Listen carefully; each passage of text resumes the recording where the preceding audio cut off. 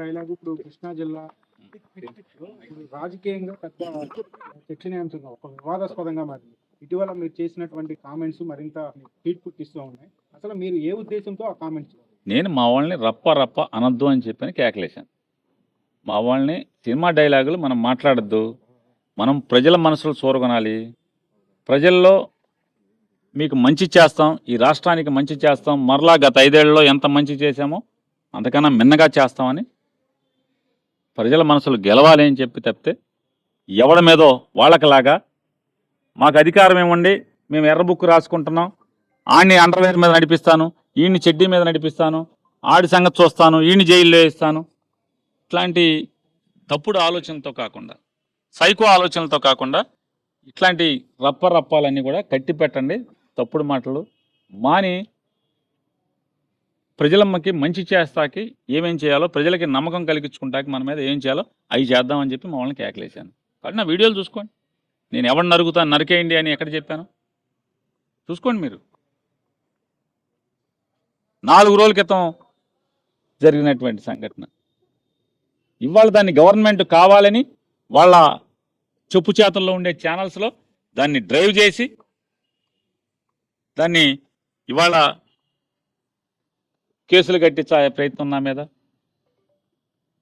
ఇవాళ హారికని అంటే ఉప్పాల హారిక గారిని హత్యాయత్నం చేసి భయభ్రాంతులకు గురి చేసి, అంటే వైఎస్ఆర్ కాంగ్రెస్ పార్టీలో ఒక్కొక్క జిల్లాలో ఒక్కొక్క చోట ఒక్కొక్క నాయకుడిని ఏరి కోరి దాడి చేయటం ద్వారా, ఏరేరి దాడి చేయటం ద్వారా వైఎస్ఆర్ కాంగ్రెస్ పార్టీలో భయభ్రాంతులు కలిగించాలి, రాజకీయాలకు రాకూడదు, క్రియాశీలకంగా ఉండకూడదు, తద్వారా కూటమి బాగుపడాలనేటువంటి సైకో ఆలోచనలతోనే ఈ కార్యక్రమాలు జరుగుతున్నాయి. ఇది పైనుంచి రాష్ట్ర వ్యాప్తంగా ప్రభుత్వం డ్రైవ్ చేస్తున్నటువంటి ఈ హత్యాయత్నం అని చెప్పనేది కళ్ళకి కట్టినట్టు. ఇవాళ ప్రజల అమాయకులు కాదు, అందరికీ అర్థమవుతుంది. ఇది పైనుంచి డ్రైవ్ చేసి హత్యాయత్నం ఆవిడ మీద జరిగిందని చెప్పినది పైనుంచే డ్రైవ్ చేశారు. ఈ జరిగేటువంటి కార్యక్రమాలన్నీ కూడా పైనుంచే జరుగుతున్నాయి. హరిక గారు కన్నీళ్ళు కూడా పెట్టుకున్నారు స్టేషన్, అంటే చెప్పరాని మాట్లాడినారు.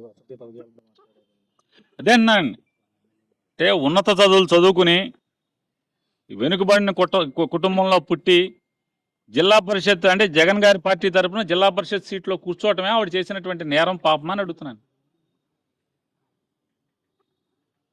ఒక ఆడపిల్లని, మహిళ అంటే చిన్న వయసులో, యుక్త వయసులో జిల్లా పరిషత్ చైర్పర్సన్ పీఠాన్ని అధిరోహించటం, మంచి చదువులు చదువుకొని గౌడు కులంలో పుట్టి ఈ పదవిలో కూర్చోవటం మీకు నామోజీ అంటే అవమానకరంగా ఉందా? అగ్రవర్ణాల దాడి కింద మనం చెప్పుకోకర్లేదా దీన్ని?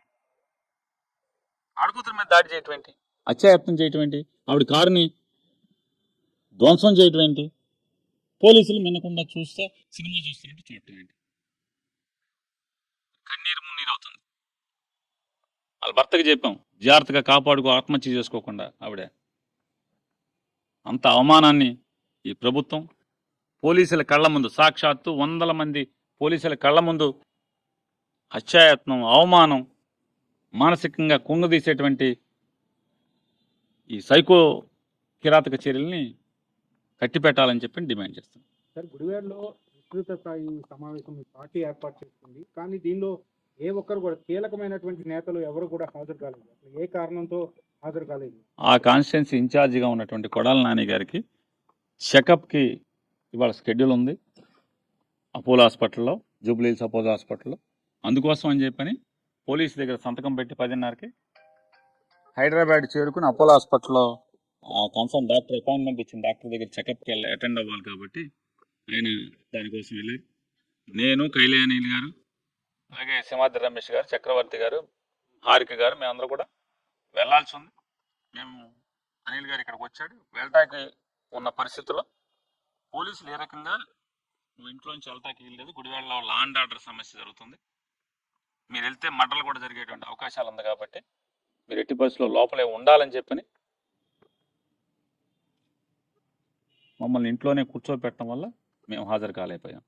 జిల్లా పరిషత్ చైర్మన్ గారు అక్కడ స్థానికంగా ఉన్నటువంటి ఆవిడ జడ్పీటీసీ, గుడివాడ అసెంబ్లీ నియోజకవర్గంలో ఆవిడ జడ్పీటీసీ, అందువలన ఆవిడ మాకన్నా ముందు ఆవిడ మీటింగ్కి ప్రయాణం అవటం జరిగింది. అలాగే చక్రవర్తి గారిని కానీ మిగతా వాళ్ళని కానీ పోలీసులు దారిలోనే అడ్డుకొని మీకు పర్మిషన్ లేదు, మీరు వెళ్ళిపోండి, బయట వాళ్ళకి ఇక్కడ రావటానికి లేదని చెప్పని వెనక్కి పంపించారని చెప్పని సింహాద్రి రమేష్ గారు, అట్లాగే చక్రవర్తి గారు, తెలంగాణ చక్రవర్తి గారు వాళ్ళని మమ్మల్ని పోలీసులు వెనక్కి పంపించేశారని చెప్పని వాళ్ళు చెప్తున్నారు. ఇది అందుకోసమని మిగతా అసెంబ్లీ నియోజకవర్గాల ఇన్ఛార్జీలు కానీ జిల్లా అధ్యక్షుడు నేను కూడా హాజరు కాలేని పరిస్థితి అయింది.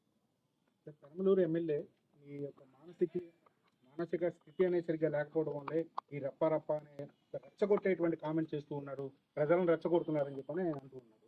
దీని మీద మీ కామెంట్? బోడే ప్రసాద్ గారిని ఆయన నియోజకవర్గానికి జాగ్రత్తగా నిజాయితీతో కూడినటువంటి నికార్సైన ధర్మబద్ధమైనటువంటి నీతివంతమైనటువంటి సేవ అందించి తర్వాత నా మానసిక స్థితి ఏంటో తర్వాత మాట్లాడుకోవచ్చు. నా మానసిక స్థితి ఏంటో అంటే వీళ్ళ నాయకుడు ఎర్ర పుస్తకం కడ్రాయిల మీద నడిపిస్తాను, ఉచ్చపోయిస్తాను అంటే వాళ్ళ మానసిక స్థితి బాగున్నట్టు.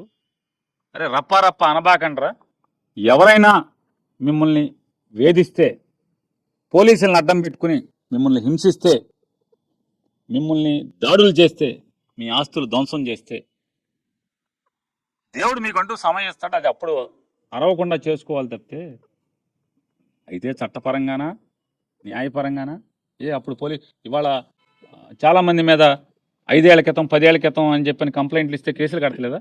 అట్లాగే మా ప్రభుత్వం వచ్చినప్పుడు కూడా ఈ 2024 నుంచి 29 దాకా ఈ టీడీపీ సైకోలు ఎవరెవరి మీద దాడులు చేశారో, ఎవరెవరి మీద అన్యాయాలు చేశారో, ఎవరి ఇళ్ళు ధ్వంసం చేశారో, ఎవరి మీద భౌతిక దాడులు చేశారో వాటన్నిటి మీద కేసులు కట్టి ఖచ్చితంగా చట్టపరంగా చర్యలు తీసుకుందాం. దానికి అల్లరి ఎందుకు, రప్ప ఎందుకు అని చెప్పాను. తప్ప అని అడుగుతున్నాను. నేను ఎక్కడ చెప్పాను చెప్పండి, నరికేమని చెప్పి. నేను చెప్పింది ఏంటి? అరే నేను ఇది చేస్తాను అది చేస్తానని ఎవడన్నా అరుస్తారా? మేము వచ్చాక అది చేస్తాం, తప్పు. ప్రజలు అది కోరుకోరు, ప్రజలు అది హర్షించరు. నీకు ఏం అన్యాయం జరిగిందో, నీ మీద ఎవడు దాడి చేశాడు, నీ మీద దాడి చేసినా, నిన్ను భౌతికంగా దాడి చేసినా పోలీస్ కేసులు కడతలేదు. నీ ఆస్తి ధ్వంసం చేస్తే, జేసీబీ తెచ్చుకొచ్చి అన్యాయంగా కిరాతకంగా నీ ఇల్లు పడేస్తే పోలీసులు స్పందించట్లేదు, కేసులు కడతలేదు. మీ ఇంట్లో కుటుంబ సభ్యుల్ని ఫేస్బుక్లో అవమానకరంగా పచ్చిగా అసభ్యంగా మాట్లాడితే పోలీసు స్టేషన్కి వెళ్తే మేమేం కట్టలేమండి కేసులని నవ్వుతా చెప్తుంటే పోలీసుల పరిస్థితి. ఇవన్నీ మనం వచ్చిన తర్వాత మనం చేసుకోవాలి తప్పితే, మనం చట్టాన్ని ఉపయోగించి వీళ్ళందరినీ కూడా శిక్షించాల్సింది తప్పితే ఇప్పటి నుంచే మేము అది చేస్తాం ఇది చేస్తామని చెప్పడం వల్ల డబ్బాలు కొట్టుకోవటం అవుతుంది. ప్రజలకు ఏం కావాలో, ప్రజలు మన నుంచి ఏం కోరుకుంటున్నారో వాటి కోసం దృష్టి పెట్టండి అని చెప్పి మా వాళ్ళని కేకలేశాను. ప్రతిపక్షాన్ని ఏ కార్యక్రమం చేపట్టినా కూడా బయటకు రానివ్వట్లేదు. అధికారం మదంతో, అధికారం ద్వారా వచ్చినటువంటి మత్తుతో పోలీసు వ్యవస్థను అడ్డం పెట్టుకుని కాకి బలంతో ప్రతిపక్షాన్ని అణిచి తద్వారా మళ్ళీ గెలవాలనేటువంటి పిచ్చి ఆలోచనలుంటే ఇవాళ ఈ సైకో ప్రభుత్వానికి చేతిలో ఉన్నటువంటి పరిపాలన, అధికారం, బ్యాటరీ లైట్లలో కొత్తగా బ్యాటరీలు వేస్తే ఎంత బాగా వెలుగుద్దో, బాగా ఫుష్గా చివరిదాకా ఫోకస్ కొడతా ఉంటుంది. అదే బ్యాటరీ రోజు రోజు వాడుతున్న కొందికి మన చేతి మీద వేసుకున్నా కూడా కనపడదు. కాబట్టి రోజు రోజుకి ఈ అధికార మతంతో విర్రవీగుతున్నటువంటి ఈ సైకో ప్రభుత్వం యొక్క బ్యాటరీ రోజులు గడిచే కొందికి వీక్ అవుతానే ఉంటుంది, ప్రజల్లో తిరుగుబాటు వస్తుంది, ప్రజలను చైతన్యపరిచి తద్వారా ఈ బ్యాటరీలు వీక్ అవుతున్న ప్రభుత్వం మీద ఖచ్చితంగా తిరుగుబాటు చేస్తాం, తిరగబడతాం. ఈ తప్పుడు పరిపాలనకి అంతమొందించడానికి ప్రజల్ని గట్టిగా చైతన్యపరుస్తాం. వైఎస్ఆర్ కాంగ్రెస్ పార్టీ రాష్ట్ర బ్రాండ్ దెబ్బతీస్తూ ఉంది. దాంట్లో భాగంగా జగన్ నుంచి కింద స్థాయి నాయకుల వరకు ఇక ఈ యూత్లు ఈయనే చెప్పాలి. చంద్రబాబు నాయుడు గారు టీడీపీ వాళ్ళే. జగన్మోహన్ రెడ్డి గారు ఉన్నప్పుడు ఈ సైకో సైకో సైకో సైకో అని మాటకి మాట్లాడిన వాళ్ళు వీళ్ళందరూ సైకో పరిపాలన అని మాట్లాడిన వాళ్ళు. ఈ రాష్ట్రాన్ని ఏది జరుగుతున్నా కూడా ఈ రాష్ట్ర ప్రతిష్టను దెబ్బ కొడుతూ మీడియాలో, వాళ్ళకు అనుకూల మీడియాలో పుంకాలుగా చర్చలు పెట్టడం, డిబేట్లు పెట్టడం, విషం చెమ్మటం వీళ్ళు చేస్తేనేమో దేశావా, వీళ్ళ తప్పుల్ని మేము పట్టుకుంటుంటే అదేమో రాష్ట్ర ప్రతిష్టను దిగజార్టమా? ఏంటి రాష్ట్రపతి ఏం పెంచారు వీళ్ళు? ఈ 13 మాసాల్లో ఏంటి వీళ్ళు సాధించింది? వైఎస్ఆర్ కాంగ్రెస్ పార్టీ వాళ్ళ మీద తప్పుడు కేసులు పెట్టి నెలల జైల్లో మగ్గదీయటం తప్పితే ఏంటి వీళ్ళు చేసినటువంటి అభివృద్ధి రాష్ట్రానికి ఏం చేశారు చెప్పండి? కిందోళ్ళేమో ఇసుక మట్టి ఇట్లాంటి సహజ వనరులని కిందోడు దోచుకుంటాడు. ఎమ్మెల్యేలు వీళ్ళందరూ కూడా అందినంత పంచాయతీల్లోనో చెరువుల్లో మట్టి తవ్వేసి దోచుకుని వాళ్ళు అమ్ముకుంటూ ఉంటారు. పైయోళ్ళు పైన అమ్ముకుంటూ ఉంటారు. ఇంతకు మంచి ఏంటి ఈ రాష్ట్రానికి ఒదిగిందంటే 1,60,000 చిల్లర కోట్లు అప్పు అయింది. ఆ అప్పు కూడా ఖజానాలో సరాసరి చేయబెట్టి తీసేసుకోవచ్చు. అంటే ఎవడన్నా మనకు అప్పు ఇచ్చినాడు సరాసరి మన జేబులో అన్ని ఎతికేసి జేబులోంచి డబ్బులు ఎంత ఉంటే అంత లాక్కున్నట్టుగా రాష్ట్ర ఖజానా సరాసరి చేయబెట్టి డబ్బులు తీసుకునే స్థాయిలో అప్పులు చేయటం అనేది అది ఈ రాష్ట్రాన్ని దిగజార్చేది. ఈ రాష్ట్ర ప్రతిష్టని అటువంటి తప్పుడు చర్యలు ఈ రాష్ట్ర ప్రతిష్టను దిగజారుస్తాయి. అది 300 కోట్లు పెట్టి మ్యాట్లు వీడియోలు జనం ఎంతమంది వచ్చారో మనం చూడలేదు. ఊరికే లెక్క రాసుకోవటం. ఈ రాష్ట్రంలో కాదు, ఈ దేశంలో కాదు, పరాయి దేశాల్లో ఉన్న వాళ్ళకి కూడా నువ్వు యోగా రిజిస్టర్ చేసుకున్నావు అని నువ్వు యోగా చేసినందుకు వైజాగ్ వచ్చి యోగా చేసుకున్నందుకు నీకు సర్టిఫికెట్లు పంపించేటువంటి తప్పుడు చర్యల వల్ల, ఇట్లాంటి దివాళాకోరు చర్యల వల్ల ఈ రాష్ట్ర ప్రభుత్వం నలుగురు నవ్వుకుంటున్నారు. దేశం అంతా నేనేంట్రా బాబు రాజస్థాన్లో ఉంటాను, జైపూర్లో ఉంటాను, నేను వైజాగ్లో యోగా పాల్గొని నాకు సర్టిఫికెట్ ఇవ్వటం అని చెప్పని నవ్వుకుంటున్నారు. లేదా కెనడాలో ఉన్నవాళ్ళు నవ్వుకుంటున్నారు, ఆస్ట్రేలియా ఉన్నవాళ్ళు నవ్వుకుంటున్నారు. మాకేంట్రా బాబు, మేము యోగా చేయటువంటి వైజాగ్లో మేము ఎక్కడ ఉంటే నేను 10 ఏళ్ల నుంచి అసలు దేశానికి వెళ్ళలేదు అని చెప్పి. అంటే ఆంధ్రప్రదేశ్ రాష్ట్రంలో ఈ రకమైనటువంటి ఈ స్థితిలో ఉన్నటువంటి పరిపాలన సాగుతున్నదని ఆ రకంగా నవ్వులు పాలయ్యేటువంటి పరిస్థితి దేశంలో ఉంది.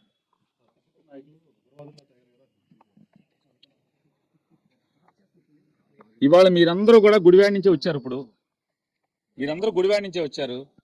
కొడాల నాని గారి కళ్యాణ మండపంలో వైఎస్ఆర్ కాంగ్రెస్ పార్టీ మీటింగ్ జరుగుతుంది, విస్తృత సమావేశం. కరెక్ట్గా కళ్యాణ మండపానికి వెళ్ళే దారిలో 300 మంది సైకోలు దారి కాయటం అంటే ఎవడ సైకో పరిపాలన? ఇది ప్రజాస్వామ్యమా? అని అడుగుతున్నాను. పట్టపగలు 100 మంది పోలీసులు సాక్షిగా, 100 మంది పోలీసుల కళ్ళ ముందు ఒక వెనుకబడిన కులాల జిల్లా పరిషత్ చైర్మన్ ప్రాణాలకి రక్షణ లేకుండా పోయిందంటే ఎవడు సైకోలు? ఎవరిది సైకో పరిపాలన? మీదే కదా సైకో పరిపాలన.